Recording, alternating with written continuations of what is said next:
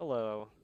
So, on some of my recent clips, I had people in the comments asking me to go through my inventory, and I figured now would be a good time to do that, but I'm going to do something a little bit different. I am going to show you what I think every invasion build should have, regardless of stats.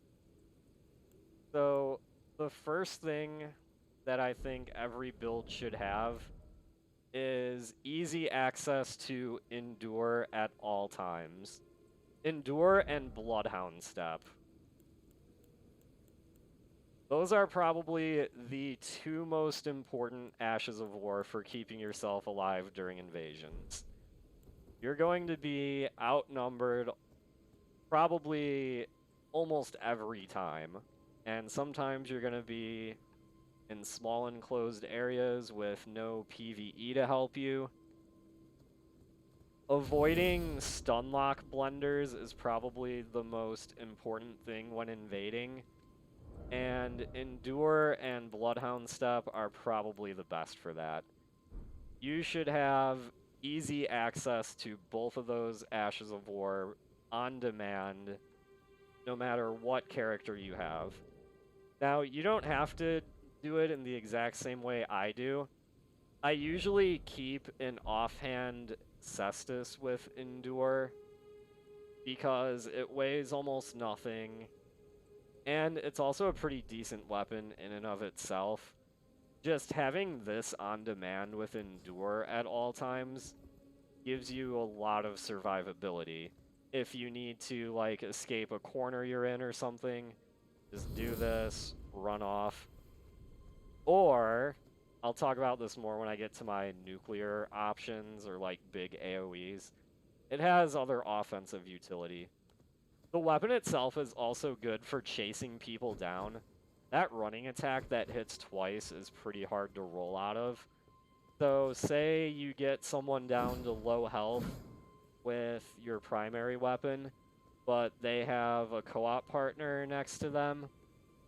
You can immediately switch to this and then just chase down the person that's low health while the co-op phantom or host can't really do anything to you if you just keep enduring while running at them. That's a good way to finish people off when their co-op buddies are trying to bail them out. The way I usually have Bloodhound Step on all of my characters, I sort my inventory by guard damage negation, which will put the lighter gear up top. If you have multiple, say, daggers with Bloodhound Step, that's a good way to get to it at pretty much any time, on demand, quickly. Just hold L2, and it scrolls all the way to the top really fast. If you really want to be try-hard about it, you can have way more than just 3 daggers, or any light weapon for that matter. You could have, like, upwards of 10, so you're guaranteed to always get to it immediately. But I've never really found that necessary. But yeah, those are probably two of the most important things you can have. On-demand access to Endure, on-demand access to Bloodhound Step. And the reason I prefer it on these weapons, they are very light, they have really low stat requirements. This should just be standard issue for every single build. Alright, now that we got that out of the way, the next thing I wanted to talk about is ranged attacks. Every build should also have on-demand quick access to ranged attacks. The best option is probably a great bow with golem arrows. Let me equip some. If you're on a strength or dex build, you can get pretty good damage out of great bows. And these golem arrows are absolutely deadly.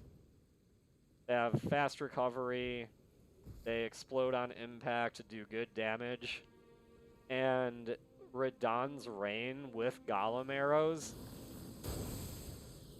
if that hits someone, it does massive damage, and it can track people through walls if you're locked onto them. And it's pretty much a guaranteed kill if you can use it on someone while they're climbing up a ladder, because all the arrows will spawn directly above them. If you're on a build like, say, a Faith build, a Magic build that can't really get good damage out of Great Bows, be sure you can get to at least 23 strength to use the Jar Cannon at long range. If you get a really passive gank that's just camping together, this is a good way to harass them. You only need 23 strength. It's all base damage with no scaling, so it's always going to do the same damage so long as you meet the 23 strength stat requirement. And if you're stuck for stats, there's a talisman that raises your strength by 5. I don't have it on this character because I don't need it. But if 23 is too much strength, just get to at least 18 and equip this before using it, just so you have a decent ranged option with the cannon. That should be standard issue on every build. Other good ranged attacks for every build would be a decent weapon that has a Stormblade. I personally think Stormblade works pretty well on a heavy thrusting sword.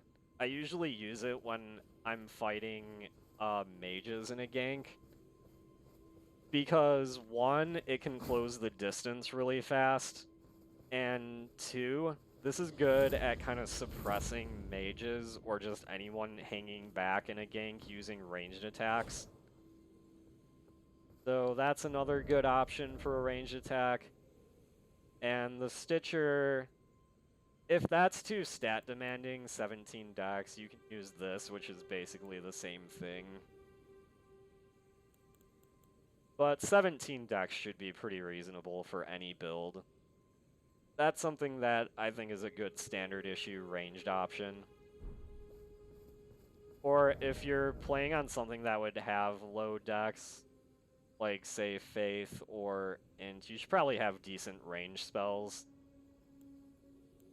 Another good range option, specifically for strength builds, is the Rune's Greatsword. This is really good to use in narrow hallways. It travels really far, it's pretty wide, it does a lot of damage. If you're on a Faith build, the Blasphemous Blade can basically be the same role. So just basically make sure you have access to good ranged attacks, no matter what build you have. Alright, the next key thing that I think every build should have is what I like to call a nuclear option, or basically some kind of big AoE attack. If you're on a strength or dex build, I would recommend the Stormhawk Axe for that. That tornado, which has follow-ups by the way, is incredibly deadly. It can basically one-shot almost anyone unless they have like good armor and near hard cap vigor. Now, going back to what I was saying earlier about the Cestus adding utility to this, you get a decent amount of hyper armor when you do the tornado, but sometimes it won't be enough to tank through your enemy attacks, especially if there's multiple people on you at once, which is why I think the offhand Endure Cestus is really good, one of many reasons. So if there's multiple people on you, or they have heavy weapons, you can switch to Endure and then do the tornado on this. That'll let you tank through pretty much anything if there's like 3 thirsty gankers trying to attack you at once. I've won many invasions doing that before. And that works for pretty much any good AoE option. Another really good AoE option is Wave of Darkness. Wave of Darkness works best on int builds, but it's usable on strength and dex too. It can still do pretty good damage. But more importantly, the 3 AoEs are good at just giving you a little bit of breathing room to recover if there's multiple people rushing you at once. So that's another pretty good AoE option. Now, if you're on Faith or Int and can't really make good use of the Stormhawk axe, another good alternative to it is the Stormcaller Ash of War. I'd say it's only slightly worse than the Stormhawk axe, but if you put it on a heavier weapon, it can hit pretty hard. And it works on Int and Faith pretty well because it doesn't necessarily scale with your offensive stat, it just scales more with the weapon damage. So that's a good option for any build. And if you're on a Faith build, another good nuclear option, this is more exclusive to Faith builds. I mean, you can use it on other builds if you want, but it won't be as good. Black Flame Tornado. Black Flame Tornado doesn't have as much hyper armor as the other ones, so I'd recommend using Endure before doing this. But if you can trap someone in that on a good Faith build, that should almost one-shot most people. Alright, I think I've gone over the best nuclear options. Now, the next thing I want to go over is hit and run tactics. As I said, you're going to be outnumbered most of the time.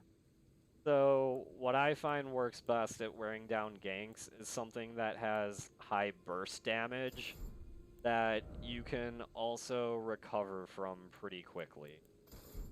Something like dual lance jump attacks or crouch attacks are really fast and let you run away really fast after doing them. If there's 3 people chasing you at once, something like this, or maybe occasional pokes with this are good at just kind of whittling down their health. Or if you really want to be a cringe tryhard, dual spears of some kind. I usually only use these against people that really piss me off, but that's another good option. All of these things should be fairly usable on any build. It doesn't have to be the exact weapons I'm talking about, just something that's capable of high burst damage real quick. Now, the next thing I want to go over are some basic utility things that I feel every build should have. Take a look at this seal. It has 0 attribute requirements. And I have base faith on this character. With just equipping this talisman, you can get several pretty good utility incantations, the best of which Bestial Vitality. This is good for maintaining health regen, and you can get some of the lower level elemental defense buffs if you want. You can get them pretty much for free just as long as you have this talisman, even if you never level Faith. So keep that in mind. Another thing I want to talk about is health regen. If, say, you're out of heals or you end up far away from the enemy but want to save an Estus, you can get a ridiculous amount of health regen at once in this game. You do not need to meet the stat requirements to get the health regen from this, by the way. So no reason not to have the Icon Shield, the Bless Dew Talisman, and a shield that has the Ash of War Holy Ground. All of this stacks. Holy Ground just leaves... basically, as long as you stand in this, you'll regen HP. Doing all of this will give you crazy regen and can help you save Estus if you find the time to use it. You can even further stack the regen with a Warming Stone. Oh, I don't have enough FP to use it right now. But all this stacks, it can get you from low to full HP real quick. No reason any invasion build shouldn't have this stuff. Speaking of healing, another thing every character should have that I'd consider to be like standard issue is this talisman and this armor. Both of these things increase the amount of health you get back from your Estus flask. So if you just equip these two things before drinking a flask, if you can like separate from the enemy for a little bit, you can get way more HP back. So this armor is something that every character should have.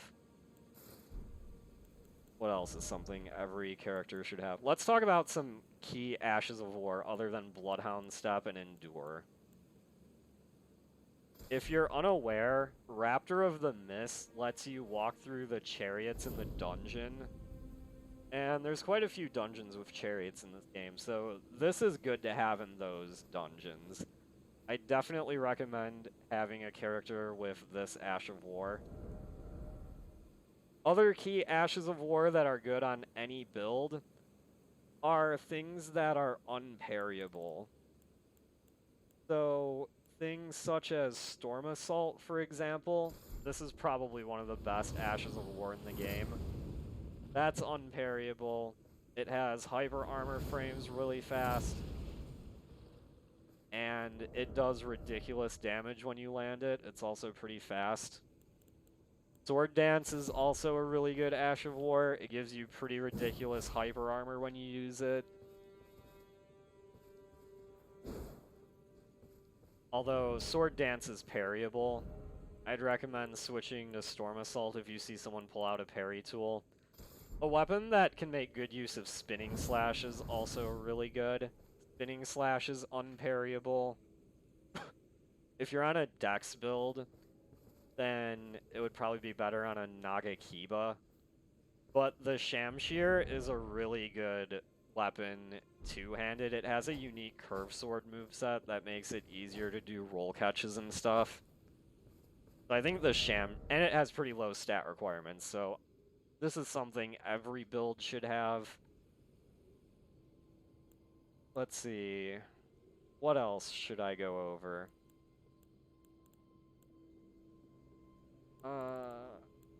Oh, another good thing that every build should have is some ability to hit through walls.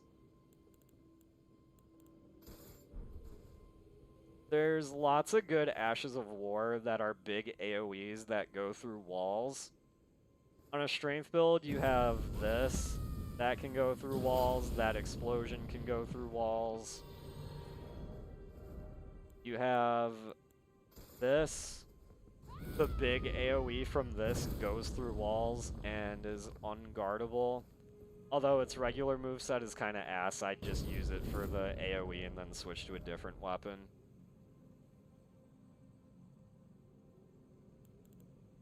I think Dex builds are probably the only builds that don't have a good through-the-wall option.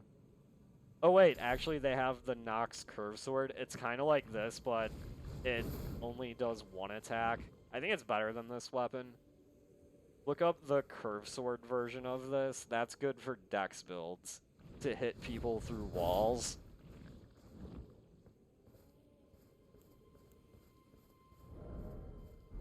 And let's see, what else are good things every invasion build should have? I think I've covered most utility items, utility Ashes of War. Most of the other stuff would kind of be build specific. But yeah, I think I went over probably the most important fundamental things every invasion build should have. Hope this was informative.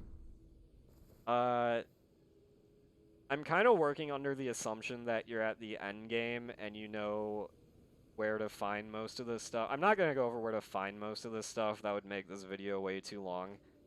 I'll put the Elden Ring wiki in the description.